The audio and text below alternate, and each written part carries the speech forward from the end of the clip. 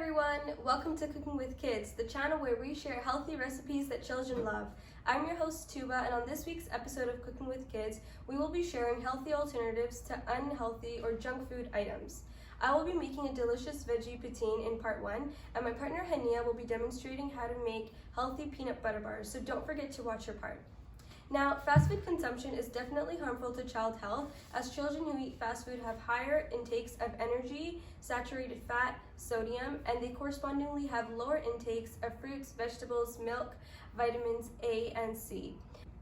According to the World Health Organization, the fundamental cause to rising levels of childhood obesity are the shift in diet towards increased intake of energy-dense foods and the trend of lower physical activity levels, causing an energy imbalance that results in overweight or obese children. So in order to give kids what they want, yet making it healthy for them, I chose to make the veggie poutine, which is both nutritious and delicious. The veggie poutine is a healthier version of regular poutine that kids dearly enjoy. However, the levels of fat, cholesterol, sodium, and calories are much lower because we will be baking the fries instead of frying them. And rather than using a traditional cheese sauce, we will be making a cauliflower-based cheese sauce, and kids won't even know it contains vegetables. Also, the best part of this recipe is at the end, where the kids can get creative and assemble their bowls, and studies have shown that children are more likely to consume meals that they've taken active participation in the preparation step. So with that being said, let's jump right into it. So we will be prepping our potatoes for baking first, and I've made sure I've washed my hands thoroughly for 20 seconds and removed my jewelry. We will be needing 3 potatoes for this recipe, and although russet potatoes, also known as Idaho potatoes because they originate from the mountainous state of Idaho, they're best used when making fries because they have the least amount of moisture in them, and their high starch content gives them their dense nature. However, we're just going to be working with the potatoes we have on hand. So I've already done most of my prep, as you can see here, but for demonstration purposes, I'll show you how easy it actually is to make homemade fries.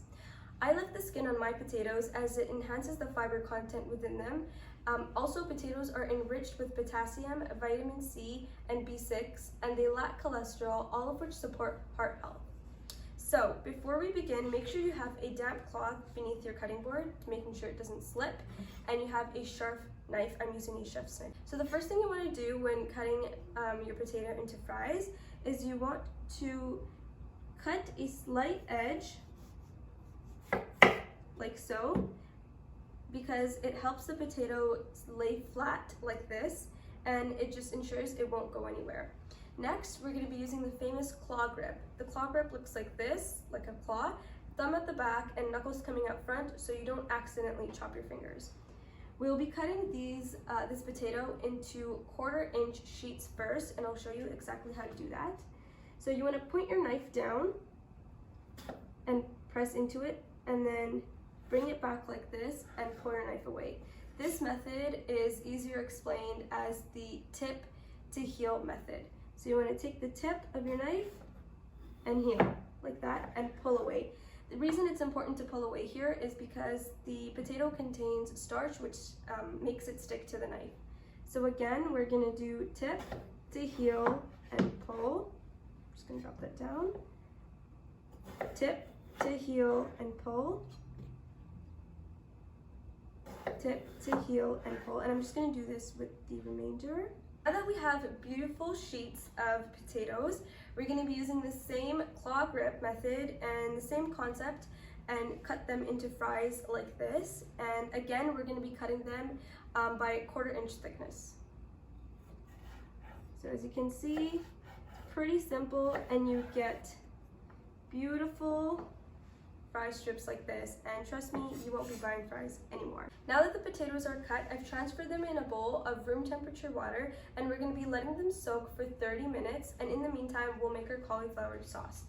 So I have my 2 cups of cauliflower florets that are washed. I have them right here with me. And cauliflower is a cruciferous vegetable that is naturally high in fiber and B vitamins, and it contains antioxidants and phytonutrients that can protect against cancer. So for this sauce, we're going to be steaming the cauliflower first. So let's go to the stove where I'll show you how to steam vegetables without a steamer. Okay, so I put this large pot on the stove on medium heat, and I filled it halfway with water, which is now starting to simmer. I have this metal colander here with me, and I'm gonna place it on top like so. Next, all you gotta do is add in your cauliflower and let this steam, and cover it first, of course, like so. And you're gonna let this steam for 5 to 7 minutes until soft. Now that our cauliflower is steamed, we can make the rest of the sauce in one single go in a blender. So first we're gonna add the steamed cauliflower. Next, we'll add 1 tablespoon of butter at room temperature, half a cup of milk. I'm using 2% milk instead of whole milk as we already introduced some fat with the butter.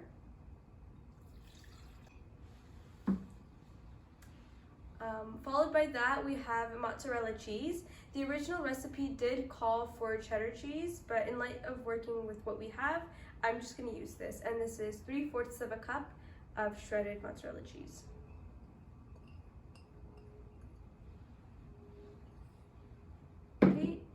And lastly, we have a bit more than a pinch of garlic powder and half a teaspoon of salt. And now you just want to blend this until smooth. Here's the sauce. I've just transferred it to a microwave safe bowl as we may need to reheat it later, and let's just set that aside for now. I've also waited 30 minutes for my fries to soak, and I've just rinsed them with water and patted them dry with a clean kitchen towel. So you want to bake these in a preheated oven at 350 degrees Fahrenheit for about 20 minutes. After that, you want to take them out and flip each fry and put them back in the oven for an additional 10 minutes, and I'll see you after that. So now that we have our fries baked, it's time to call those little helpers of yours and assemble this delicious dish. So in a serving bowl for 1 person, I'm gonna add in the fries. Next, drizzle over that delicious yet nutritious cauliflower cheese sauce. I had to heat mine up in the microwave for just a little bit. We have the toppings, diced tomatoes, green onions, red onions, and capsicum, all of which are at half cup measurements after dicing and chopping. These vegetables provide vital nutrients and vitamins important in growth and development, and if you have other vegetables you'd like to use on hand, feel free to do so. And here is the final product. Delicious yet nutritious veggie poutine that your kids will love and is a great substitute for regular poutine. This recipe is great to do on a weekend when you're with your kids, as it encourages children to take part in preparing foods which they will ultimately eat. This recipe also encourages children to consume more vegetables, and it does it in a way they like. I hope you give this recipe a try, and don't forget to watch part 2 with Hania. Stay safe, and we'll see you next week.